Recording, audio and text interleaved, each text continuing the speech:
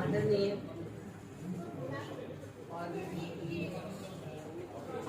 Professor Nityanand Tiwari ji, जो न सिर्फ बहुत ही महत्वपूर्ण और सुप्रसिद्ध आलोचक है, बल्कि मेरे लिए वो गुरु हुए। तो उनके साथ ये कार्यक्रम आप लोगों ने रखा था, मेरे आने का एक विशेष आकर्षण ये था। और बलि सिंह, विमल जी, इन सबका आग्रह तो था ही, लेकिन एक बड़ा आकर्षण प्रोफेसर नित्यानंद तिवारी जी के साथ होना था, उनको सुनना था।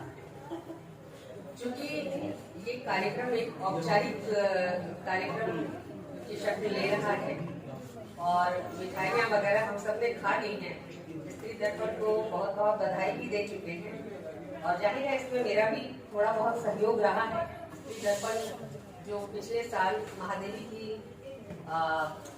पुण्यतिथि पर 11 सितंबर को जो कार्यक्रम हुआ था, विमल जी ने उसके लिए मुझे आग्रह किया था और मैंने उसको सहर्ष स्वीकृति दी थी।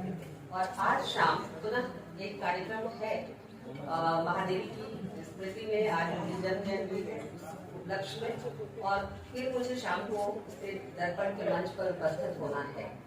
विषय अलग होगा, लेकिन आज मैं आप सबके सामने ज्यादा कुछ नहीं बोलूँगी।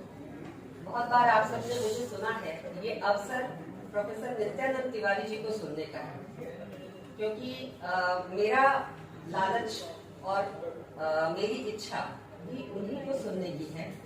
और सुनाने का वक्त मेरे लिए तो और भी आ जाएगा, हम लोग मिलते जुलते रहते हैं, पर सर ने इतनी तकलीफ करके, कष्ट करके और तमाम अपने उपयोगी जरूरी चीजों को एक तरफ किनारे करके यहाँ के लिए समय निकाला है। 12:30 पौने 1 हो रहा है।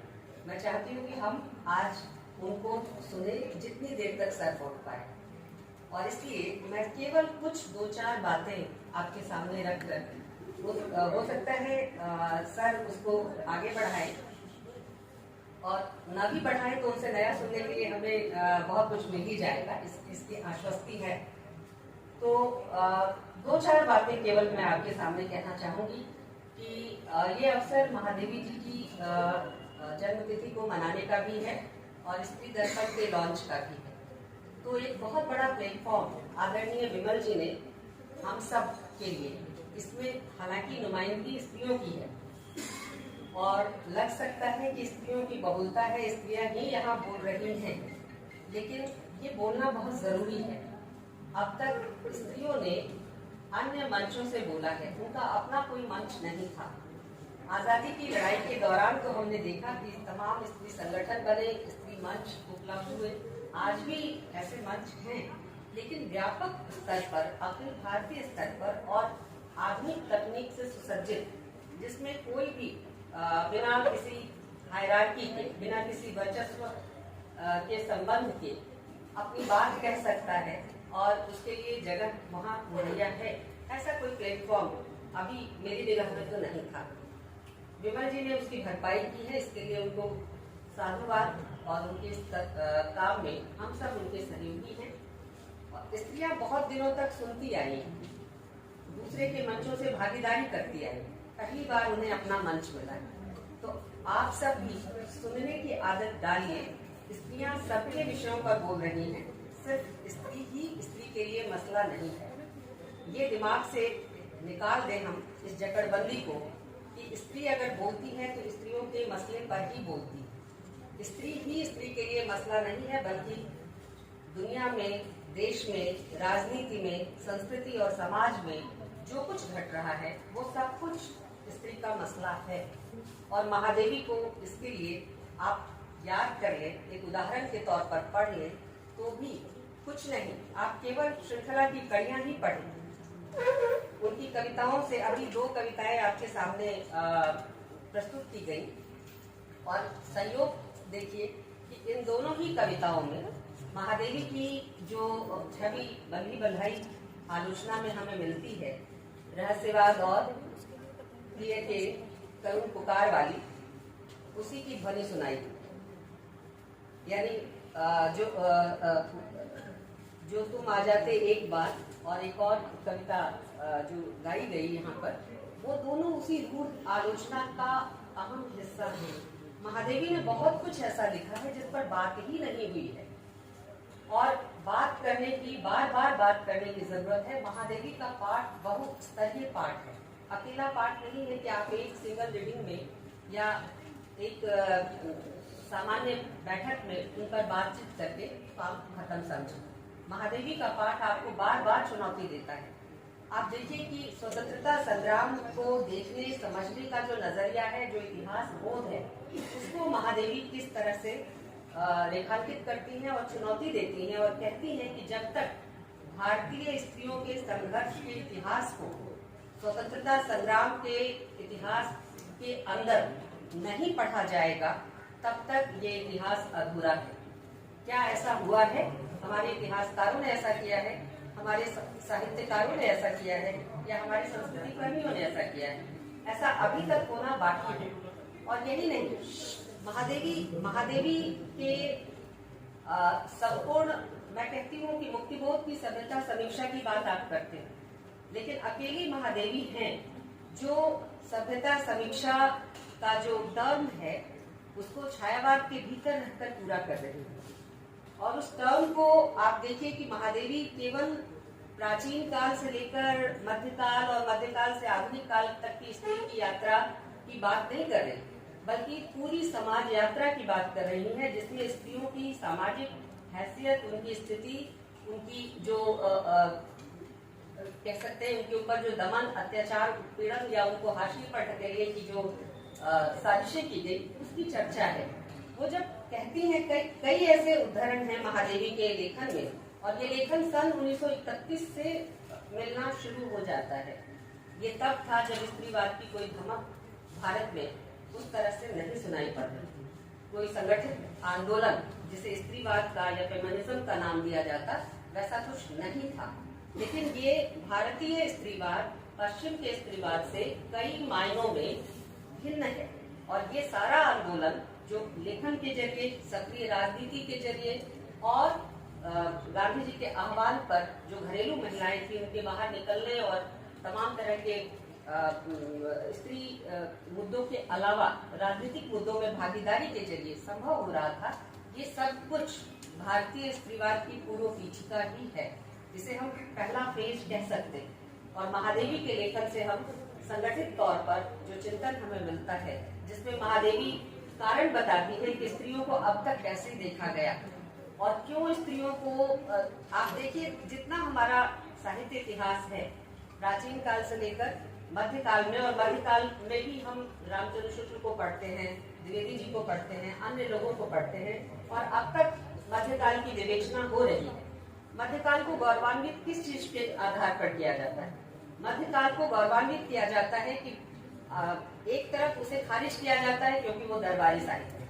मध्यकाल की आलोचना के जो बिंदु हैं, अगर उस पर आप गौर करें तो एक तरफ उसे खारिज किया जाता है कि वो दरबारी साहित्य है, दरबार का गुणगान है, और वह जो सेंस है जो भक्ति काल का था कि संतन को कहा सीकरी तो काम, वह इसेंस रीति काल में नहीं है। वहां तो सीकरी से ही काम।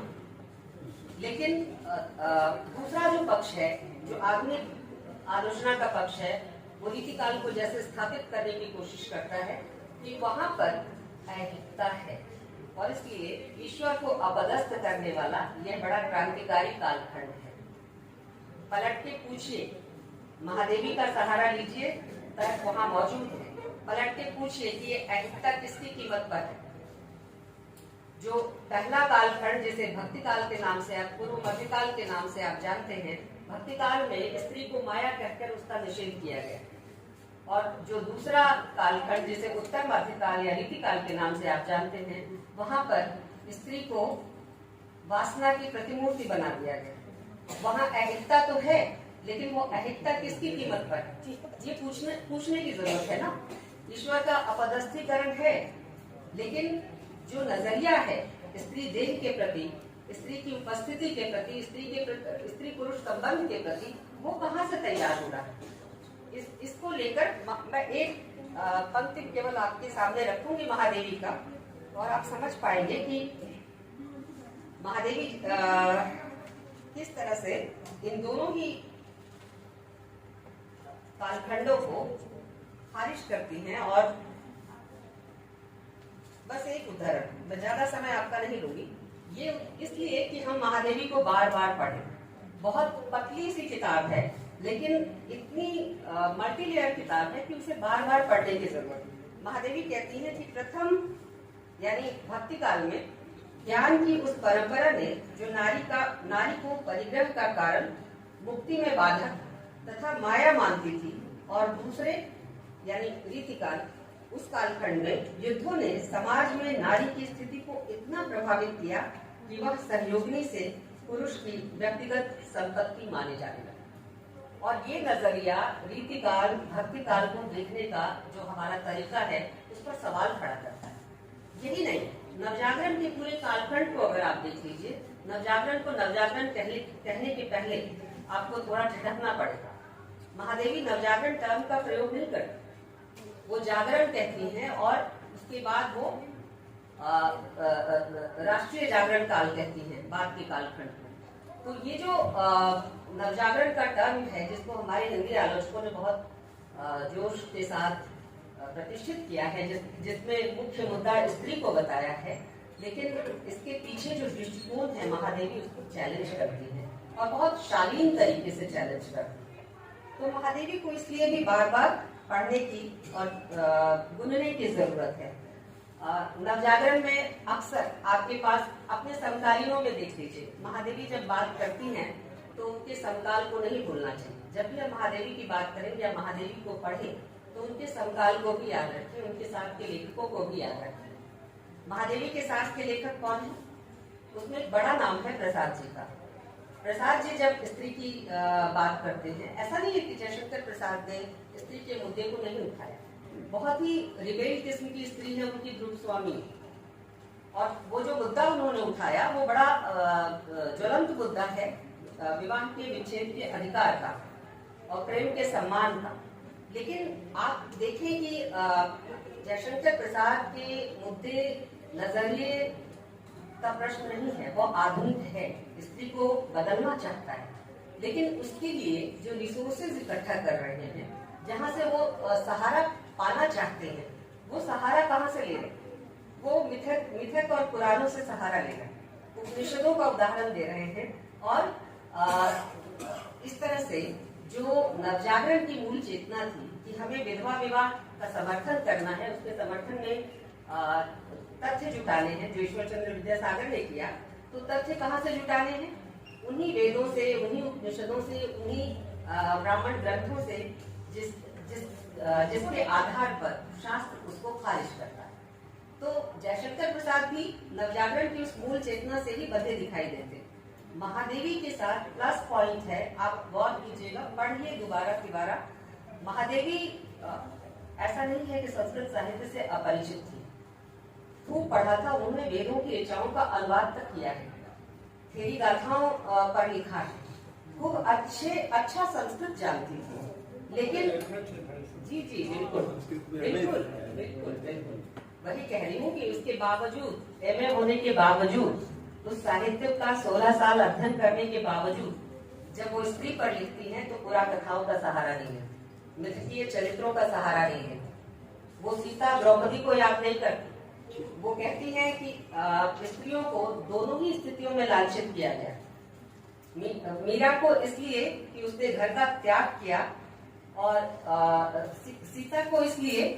सीता को अग्नि परीक्षा देनी पड़ी, और राधा को समाज की लांछना सहनी। विवाहित होकर सीता को अग्नि परीक्षा देनी पड़ी और राधा को अविवाहित होने के कारण समाज की लांछना सहनी पड़ी। ये दो स्त्रियां हैं, और महादेवी इसलिए पुरा कथाओं और मिथकीय चरित्रों को स्त्री की समस्याओं पर बात करते हुए बिल्कुल स्पर्श नहीं करती। नवजागरण के पुरोधाओं का वो स्मरण तो कर लेती है, लेकिन बहुत दूर तक उनके एजेंडे के साथ नहीं चलती। तो ये कुछ चीजें हैं जिसकी वजह से जितने हमारे पास नए सवाल हैं, उनको देखने का एक नजरिया, वैकल्पिक नजरिया हो सकता है, वो महादेवी के यहाँ मौजूद है। और मैं आज ज्यादा नहीं बोलूंगी, और हम रात को भी मिलेंगे और बहुत सारी बातें हम वहाँ करेंगे। तो मैं कुछ शब्दों के साथ ही विराम ले रही हूँ और ये मंच जो है आगे के कार्यक्रम के लिए सौंप रही हूँ। धन्यवाद।